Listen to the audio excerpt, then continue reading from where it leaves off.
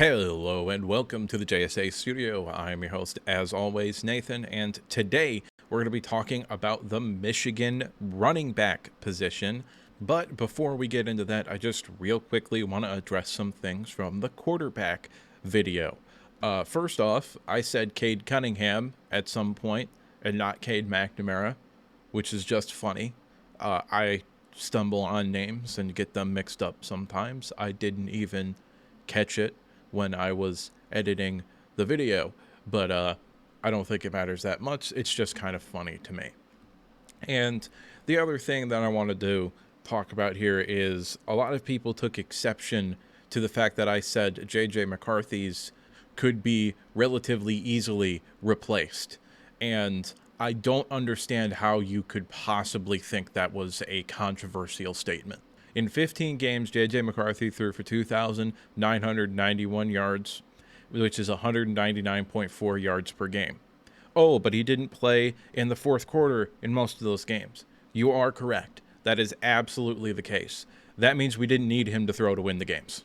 I think the only exceptions are Purdue and Alabama, where we did need him to throw the ball. And maybe if Alex Orji is the quarterback, we don't win those games. Okay, cool. We're not talking about putting Alex Orji on last year's team. We're talking about this year's team. I think the defense is going to be maybe just slightly worse, and I think the offense actually has the ability to be better overall in terms of every position other than quarterback. So let's dive down the rabbit hole real quick here. J.J. McCarthy in 12 games, the 12 regular season games, threw for 2,483 yards in those games, which is effectively 207 yards per game. It was like 206.9 something. I rounded up. In 2023, that number would have been 60th in the country in passing yards per game. Do I think that Alex Orji can throw 60th in the country yards per game? Yes. Will it look the same as J.J. McCarthy doing it? No. Will it be as efficient as J.J. McCarthy throwing the football? No. Will he make more mistakes and probably turn the ball over more? Yes. But the vast majority of Power 5 starters, even on bad teams, can give you 200 passing yards a game. So, can Alex Orji replace J.J. McCarthy's production in the passing game? Yes. You're the crazy one if you think that isn't the case. And also, if it is the case, we're not talking about going 8-4 or 9-3. We're talking about we might be lucky to make a bowl game. And I think that's a ridiculous statement, because I think Michigan is closer to 12-0 than they are to struggling to make a bowl game. All right, anyway, moving on to the running back position. Donovan Edwards is unquestionably the starter at the position. I think he's one of the 10 best running backs in the country, probably the best running back in the Big Ten. I don't know, but I do think he's better than Travion Henderson, who might be the most overrated player in the country. But, that's just me. It's just what I think. And I got to be honest with you, I haven't really watched any real Quinshon Judkins tape. I don't think I watched an Ole Miss game in the past 2 years. I might have. I don't remember if I did, but I don't know if Donovan Edwards is better than him. I would lean towards yes, but that, again, is just me. Donovan Edwards added some weight this offseason to be able to take the bulk of the position, and judging from the spring game, it doesn't look like he's lost any of his burst or long speed potentially. I honestly couldn't tell the difference between him adding weight this year and last year. You can tell the difference from his freshman year, but he came in real light. I'm not even positive he was 200 pounds his freshman year, even though I think he was listed at like 205 or something. I'm not sure he was actually at 205. Either way, this is still an all-around running back. We know he's really, really good catching the ball out of the backfield. Doesn't really get the opportunity to show that very much because that's the offense that Michigan runs, just doesn't utilize the running back in that way. However, I think he's probably in line to get somewhere between 55 and 65% of the total carries this season. And you might think that may be low, but I do think Khalil Mullings is going to get a lot more work as a short yardage back this year, and also just as a true rotation between him and Khalil Mullings, because Khalil Mullings is, I believe, a redshirt senior. So I think the coaching staff is going to want Mullings to get some run. However, in the big time moments, I think it'll probably be Donovan Edwards that just gets the majority of the run at the position. He did struggle last year. I will say that. However, in the two biggest games, arguably, last year, where he actually got some run, because he didn't really play a whole lot against Ohio State, but against Penn State and against Washington in the national title game, he did show up. And the main reason why I think he struggled last year, because he did struggle last year, the main reason I think he struggled is because even going back to 2022, he really wasn't producing a whole lot as a spot duty backup. It was only when he started getting consistent carries that he became the elite running back that we all knew he was. And I think that's just the kind of player that he is. I don't think he's going to be productive in like a rotation sort of category. He needs a few carries to get going, and then he can sort of take off and do things. He was almost, in 2022, almost universally better in the second half than he was in the first half when he had 10, 15 carries under his belt. And I think he's going to get that the majority of the time this season. Khalil Mullings is the 1B. He's the RB2. I believe he will be a definitive factor even in big games this season. I do think Michigan's offense is going to look closer to 2022 or 2021 than 2023 when they were pretty much 50-50 pass run. But I think we're going to lean more heavily into the run game this year. And I do think Khalil Mullings will be a factor in big games, but also just in games in general as the RB2. I think he will get consistent carries. And I just also want to say, because I'm not unwilling to admit when I'm wrong, because everybody's wrong all the time about sports.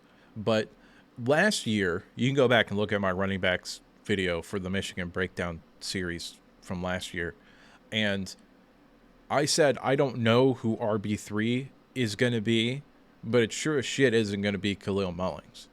And for 14 games last year, Khalil Mullings wasn't RB3. He was actually probably the second best running back on the roster. So I think he's a real and legitimate running back at this level, even the upper echelon of this team. If Donovan Edwards goes down, the offense is obviously going to change and look different.